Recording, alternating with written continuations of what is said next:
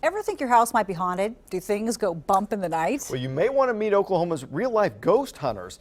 New tonight, 2 News reporter Pete Knutson tells us they say they use science to see the other side. It's almost eerie, maybe a sign. Clouds crawl across a nearly full moon as we begin a haunted journey into the dark, creaking, spooky world of the paranormal. This stuff actually happens. There is an afterlife. It goes on. It's why Jim Pace says he founded SPOOK, which stands for Sooner Paranormal of Oklahoma. He and his team of self-proclaimed ghost hunters return to this building often. It's in Sapulpa and used to house a jewelry business down in the basement until someone or something, Jim says, chased the owner away. He vacated in a hurry. You'll see why when you get down here. But hang on. To help us understand what we might find, Jim says he wants to tell us more about this old building with a dark history. It was built back in 1902, a speakeasy and brothel, Jim tells us, a place for prostitutes and bare-knuckle brawlers, home of the rough-and-tumble world of roughnecks and railroad workers. You could still hear the trains running nearby. It was a railroad town. It was an oil town. A lot of rough characters.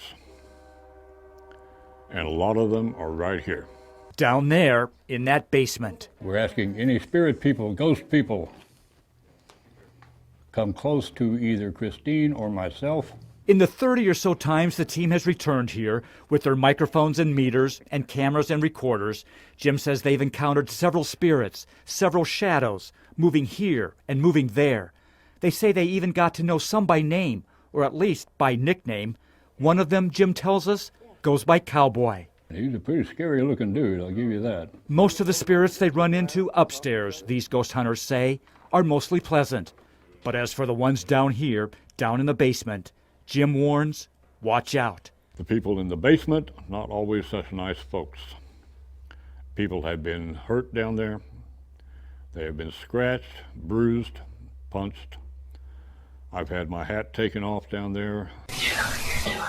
Perhaps, some say, the basement is where all those bare-knucklers proved who was toughest and still don't think their brawl is over, even a century later.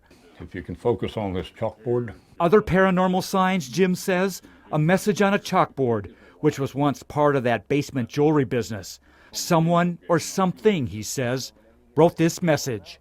The cake is a lie. Which historically, Jim says, means the promised reward never happened, meaning somebody down here isn't very happy. And 4 years ago, Jim says he had his team psychic write this question on the board.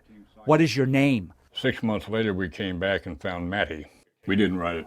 Back upstairs, members of Jim's team keep watch on that equipment. Here we go. Look at him. Oh, Stopping. he's moving slow. Those monitors and meters, where every picture, every frame of video, every noise is recorded.